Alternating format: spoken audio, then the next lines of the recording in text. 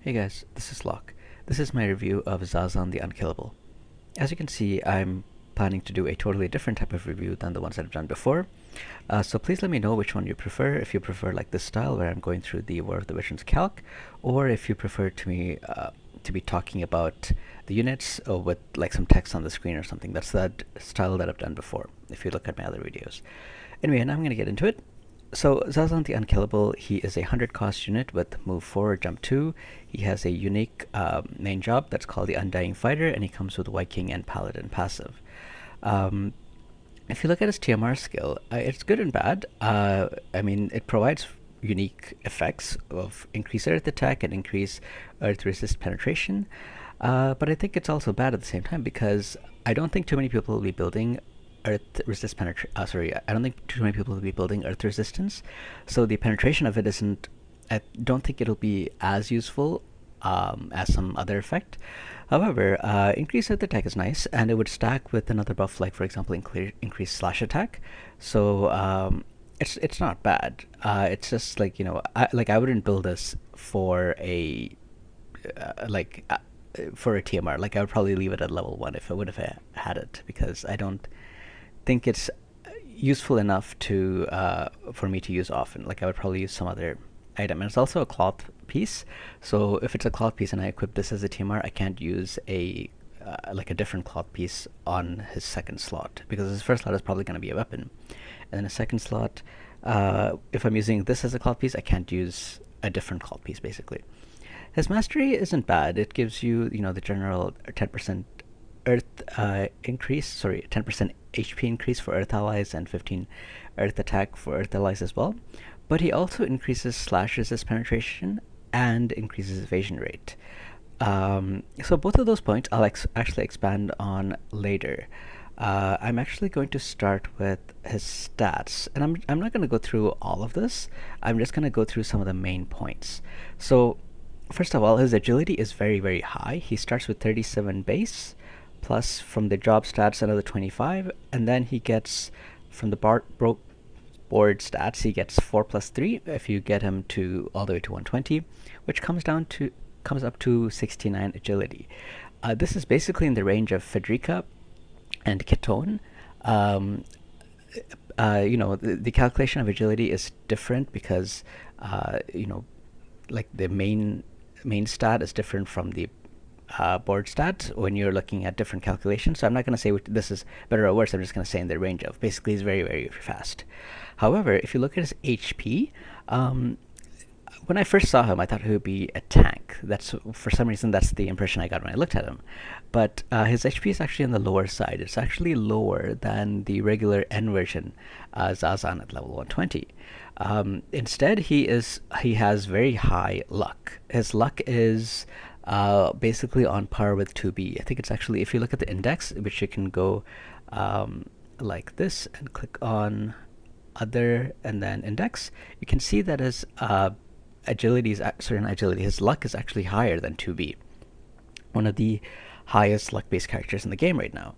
And then if you go down to his status elements, you'll see that he has a little bit of disable resist, he has immobilize resist, and paralyze resist. However, he doesn't have stop resistance, so I think the ribbon would be a good item on him, especially if you're building him as a evade tank, because ribbon gives you 25 evade, but it also gives you stop resistance, and stop is now very commonly used. A lot of enemies have stop resist. So for me, the main status effects that I look at are stop, disable, charm, and now berserk, because so many people use King Mont. So he has disable. He can probably get stop pretty easily because of the ribbon, which I think makes sense to use on him. But he will still be, weak to charm. I wouldn't say weak, but he takes like normal resist levels from charm and from berserk. You probably want to be building him at 50 faith if you're going to use bells on him.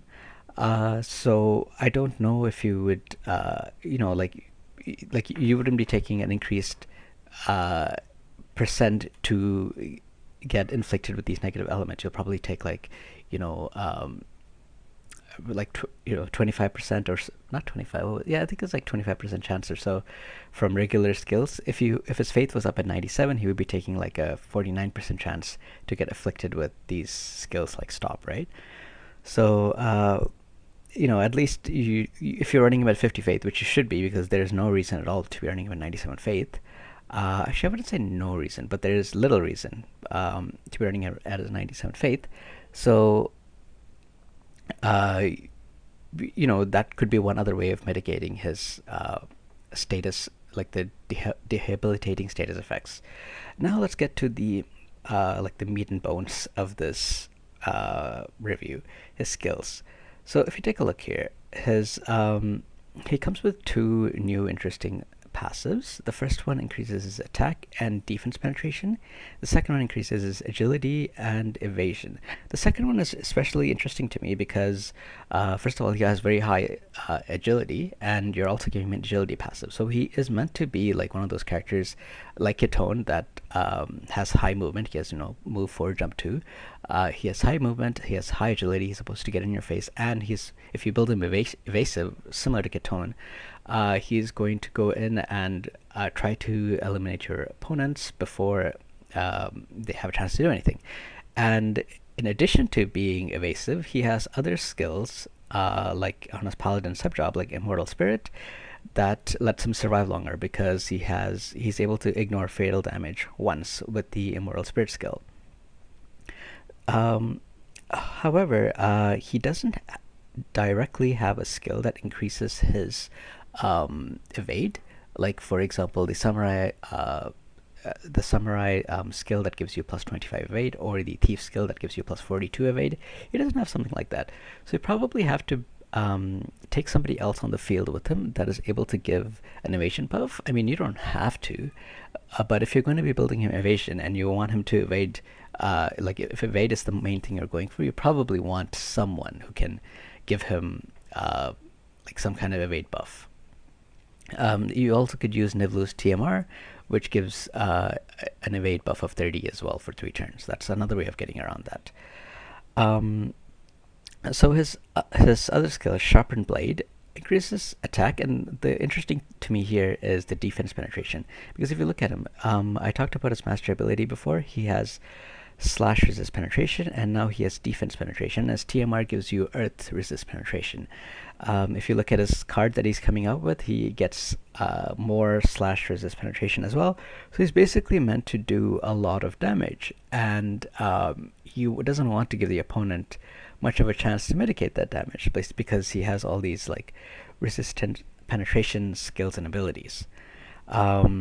So he is supposed to be built as when I first saw him, I thought he would be a tank because I didn't really look at his skills. Like when I saw the pod, I didn't even see the video for it. I assumed he would look like a tank. I assumed he would be a tank just because Zazan has a lot of HP, the regular Zazan, and with the Viking and Paladin subjob, I assumed he would be some kind of like tank.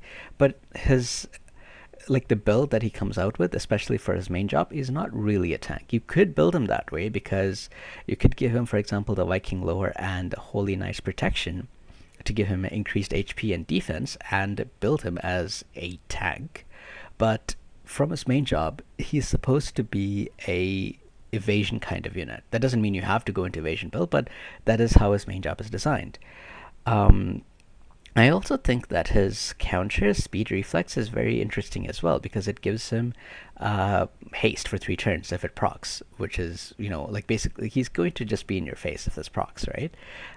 And you can keep proccing multiple times, and you don't have to use an effect to grant him haste. Like for example, if somebody does like a huge damaging attack with, like, say, Black Rose Helena, and it kills him but procs the Immortal Spirit, and he has 1 HP left, that could also proc Speed Reflex. And if it procs Speed Reflex, he's going to be in your face faster. So you might, your opponent might be thinking of using Black Rose Helena to proc Immortal Spirit, and then using another attack to kill him, but you might get a turn in between because of haste. So I think it's the first time I've seen that counter, and I think it's a really interesting counter. And I think people will have a lot of fun with that, especially in like the live PvP scene, because it's hard to predict when that's going to go off, and if it does go off, that is going to change the tide of battle. Now we get to his main job skills. So I'm not going to go through all of these, um, but just some things to highlight. He can decrease healing power. He can decrease agility. He has increased defense penetration again, and that would stack with the first skill, so he can get up to 90% defense penetration. His like the only thing he can cause in terms of a negative status effect is disable. He has the backbreaker skill, which has a 50% chance to land disable when you're attacking from behind. So if that's a 50% chance, and if you have 97 faith and the opponent has a 97 faith, then you have a 97% chance to land disable. So that might be one reason that you might want to run him at 97 faith, but I still don't. I mean, it's trial and error. You can see how it works. You can see if you like it. But I personally, I probably wouldn't do that. I think the best status effect is death, right? So if you have a chance to use that skill, you probably also have a chance to use this triple split spinal blow skill. Blow. I think that's how you say it.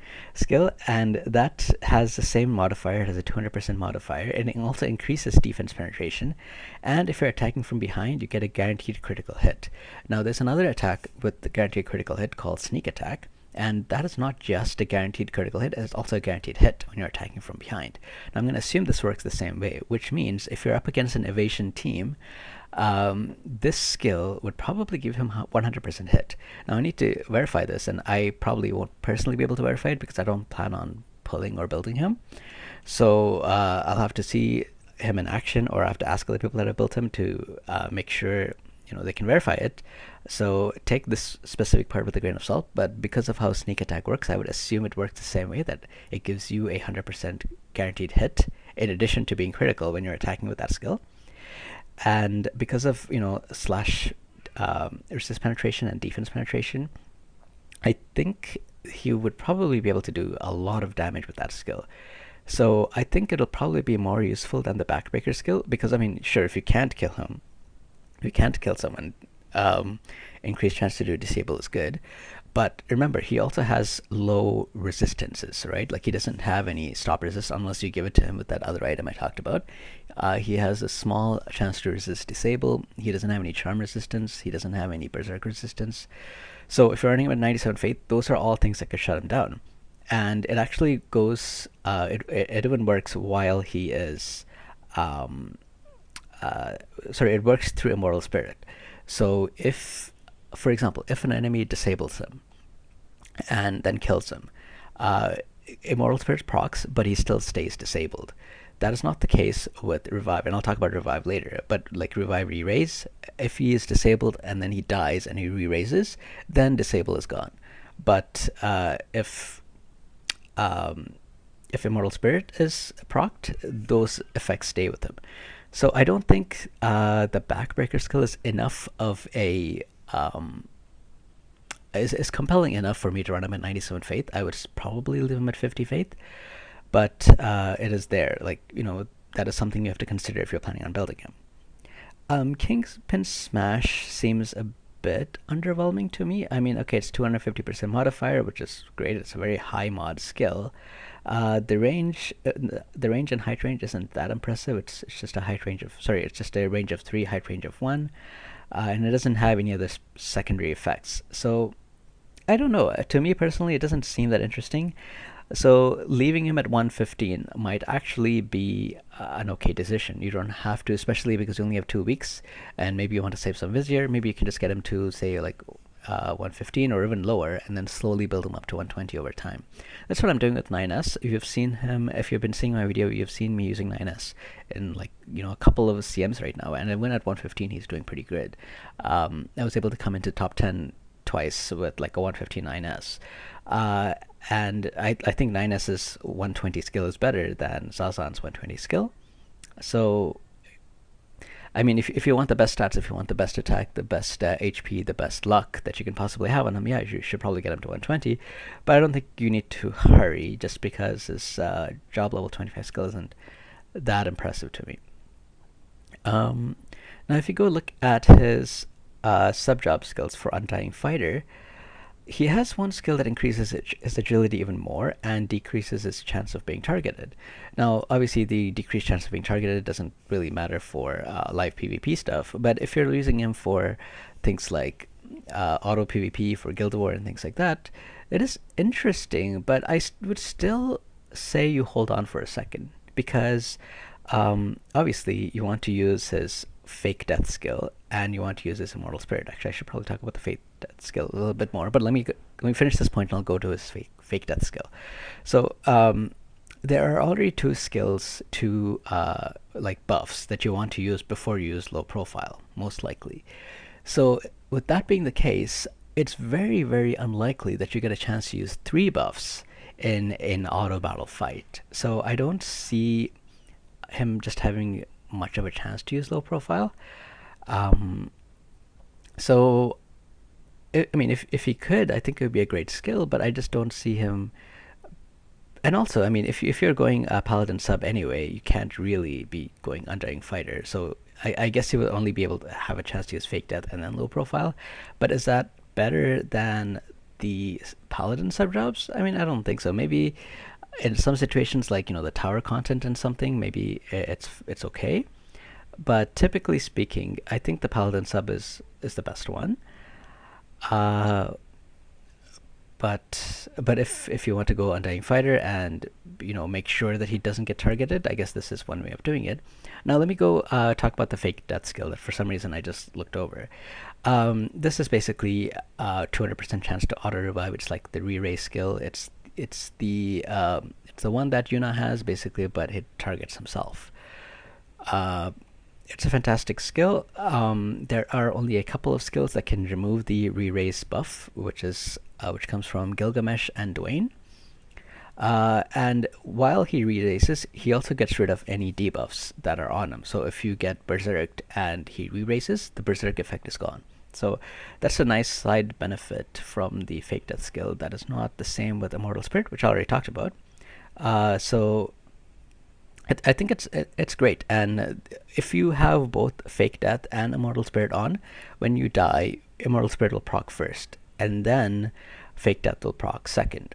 So if you're fighting against Zazan, you can kind of use that to your advantage, especially if you're in manual PvP, because you can inflict some kind of status effect on him, and then you can kill him once. It'll proc Immortal Spirit, and you can wait for the status effect to wear off before you kill him a second time.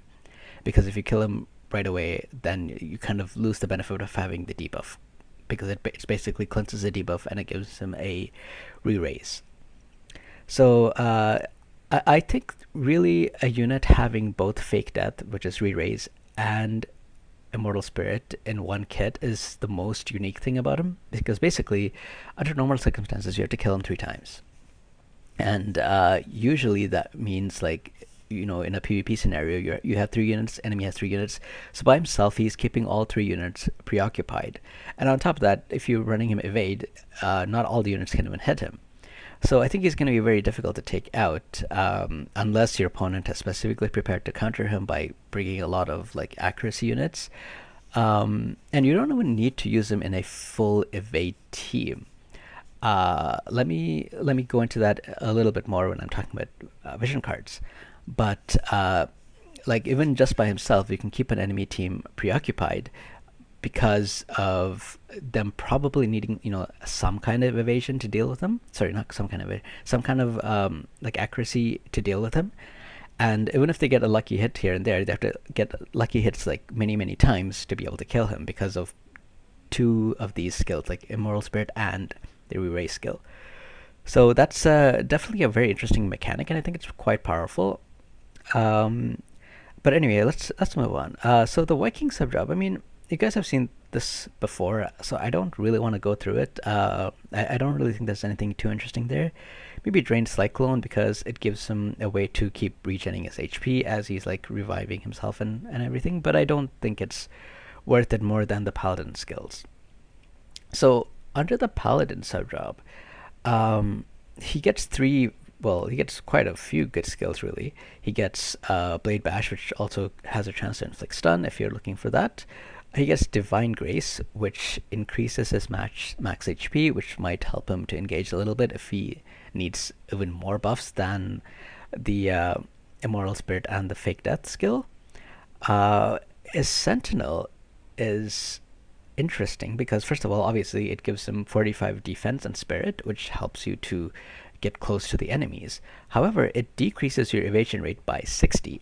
So if you're building an evasion build on him, you probably don't want to use Sentinel as you're getting close to enemies unless they have guaranteed hit skills. So for example, if he's trying to close in on a Yuna, maybe it's not a bad idea to use Sentinel because she's gonna hit him anyway because she has like so many guaranteed hit skills. However, with Sentinel, he has 45 more spirit to be able to tank the damage from Yuna. So now this is obviously going to be quite difficult to set up in auto because you don't really have a skill over the priority, and even if you do, each opponent will be different. There will be times that you want to use Sentinel, there might be other times you want to use Divine Grace, right? However, in like manual PvP, this is where you get so much flexibility with them because even against units that have guaranteed hit, you have a way to mitigate damage by quite a bit. So I think that's very, very good. I think that really sets him apart, really. Just being able to not only have evasion built into his kit, having two types of, like cheating death skills, but also having Sentinel, which gives him so much like defense and spirit. Now, Taunting Blade, I don't, as he's not really a tank unless you specifically build him that way. You might not really want to be using skills that increase his hate. However, Taunting Blade is also very good because it has a 200% modifier. And on top of that, it has a huge range. It has a range of 5 with an AoE range of 2, height range of 1. So typically, especially for like live PvP and CM, because maps usually have, like varying heights and things like that, except for the last map that we just seen because that one was boring. But typically, you have different heights and stuff all throughout the map, and I like to use units that have a range of 5 with height range of 2 or something.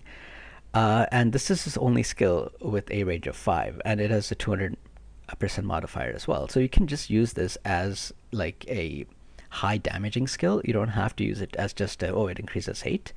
There isn't any other skill that he has which has that kind of range. Let me check his limit burst. Yeah, when that is only a range of 4. So this actually might be his most damaging skill from a distance. So having access to that is also nice. I've already talked about Immortal Spirit. His limit burst increases HP by 40%. So that's quite nice as well. Is that better than using some of the other skills? I'm not sure. It would really depend on the scenario. And it says it increases HP. Oh, it doesn't increase max HP. It increases HP, right? From the wording. Let me just check. What does it say for... Okay, so Divine Grace increases max HP. So like from the wording, it would seem like it increases... it's like a heal, I guess.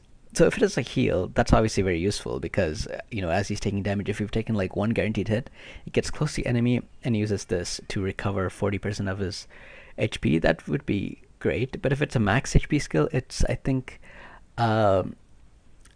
it all depends because like if you look at the wording of Divine Grace, it increases max HP and restores the HP that's raised. If this one only increases the max HP and doesn't restore HP, that's kind of useless in my opinion. Not useless, but it's very hard to find a good use for it. If it increases max HP and restores the HP that is gained, that's pretty good. If it restores HP but doesn't increase max HP, that's also very good because it after taking a hit, it's a way to heal himself. So that's nice. And it's only 38 AP as well, which is one of the lower cost limit bursts. So you probably have chances to use it in typical matches. So overall, I think he is very unique. He has a couple skills that increases his he has a couple skill that increases availability because he can cheat death twice with it. He has speed reflex, which grants him haste on a counter, which is also very unique. And then he has all these defensive skills like Sentinel that allows him to get close when he is going up against enemies, especially if they have guaranteed hit. I think that's a very nice skill to use. Now I'm going to go through some of the vision cards that you can use him with. So let me just get there. So I'm going to look at it by Earth. Alright, so if you're building him evasion, I think you definitely want to have Secrets of the Heart, because that increases his luck by 35%. And you know, if you are like basically if you're building an evade team, you want to have a luck card, you want to have an evade card, and you want to have an agility card. Secrets of the Heart is basically the luck card that you want. It also increases like earth resistance, which isn't really that useful, but it increases earth attack by 10 as well. So he could even hold the Secrets of the Heart card for an additional increased earth attack of 2. But the card that he was released with, the Solitary Lion, is probably the best card for him because it increases increases slash resist penetration by 35. So again, this stacks with his mastery skill of slash resist penetration 20. It increases. It has a bestowed effect for Zazan in particular, which increases his luck by 10%. So this would stack with the Secrets of the Heart card because that is a party effect. This is a bestowed effect. The party effect, it increases earth attack by 35. It increases accuracy. Bestowed effect increases slash attack, increases defense. It increases his magic resistance. It gives him like a bunch of stats, right? And it also increases the AP if you need to use the skills even more, I guess, and gives him a higher base AP when you start. So I think this card is going to be very, very good for him. And you can use this with the Secrets of the Heart, and you can also use Raging Heart Titan with it, because Raging Heart Titan gives Earth units increased evasion rates of 20. So if you use this card with if you use this card and you use, say, 2 non-Earth allies, right, they will still benefit from the party effect that increases human killer by 25 when you're attacking with physical attacks. So like you don't even have to use him in a pure built evasion team. As I said before, you can use him with this card and 2 other non-Earth allies that are not even evasion built. You can like go full offensive, and he will be, you know, he will be half evade, I guess, because he will have, you know, the evasion rate of 20 from this card, and then he will have whatever passives that he has and very high luck. If you give him his card as well, he will have increased luck from that as well. And but if if this card only benefits Earth allies, so if you're having this card on him, he'll get a bunch of stats, but the other 2 Earth allies will not benefit from him. So it really depends. I mean, you can use him with, like, say, well, I think the best one to pair him with obviously is Ketone, because she's also an Earth ally, which also benefits greatly from evasion.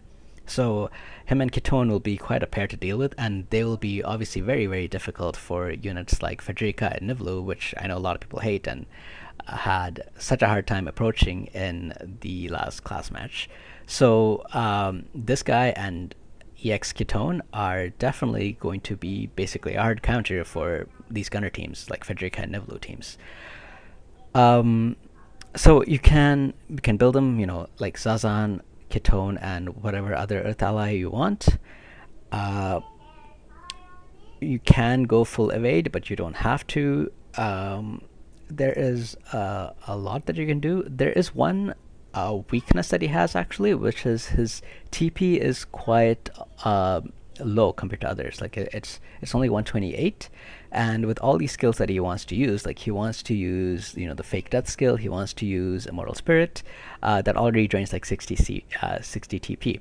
So the Dreams of Heroism card might be something that you may want to use with him. You don't, I don't know if it's good enough to use, but it gives you AoE resistance of 20%, it increases HP, and it increases TP. So if you're having a little bit of trouble figuring out which TP skills to use or managing TP, this might be one way of increasing TP. And the other skills are not bad either, like AoE resist of 20 is great, increases HP additionally is obviously good as well. If you're going like an evasion team with Earth cards or something, or like sorry, not Earth cards, but evasion team with very high HP, the Golem might be a good card to use as well because it increases HP by 25%. And if you're going to be definitely fighting against lightning allies, obviously this card will give you additional lightning resistance of 20% to really, like, give it to them, I guess, right? So overall, I think he's a very good unit. One of his main weaknesses probably might actually just be that he is a 100 cost unit, because especially for things like CM, you have to be kind of cost conscious, because you can only bring a couple. Usually, in most cases, you can only bring one 100 cost unit unless you are making some huge sacrifices elsewhere. So you might have to bring him and not like King Mont or something, right? So you have to decide which one you want, and obviously in some cases he'll be better, in some other cases King Mont will be better. I think that's really what is kind of like one of his main weaknesses, and also being limited, giving you only a little bit of time to build him. He only has 2 weeks where he's featured. After that, you won't be able to buy him, like pull him, or wouldn't get his shards from the shop. You'll have to build it slowly from the guild barracks. So that is really his main weaknesses, I guess. Having limited chances to do that. Other than that, he is very, very strong. Me personally, I mean, I don't have the Vizier to really build him, and I really like King Mont, and I'm enjoying using him, so I would probably want to use King Mont over him in most class matches. So that's the reason why I'm not building him. But I still think he'll be very strong. I can see a lot of people, especially at the top of CM, that want to do well at CM, opt to build him, because I think he would basically be such a menace to take out. So I think he'll be great. So anyway, that is my review on him. Let me know what you guys think. If you have any other questions or comments, or if there's anything that I missed on Zazan the Unkillable, let me know as well. I hope you enjoyed this review, and I will see you guys next time. Take care.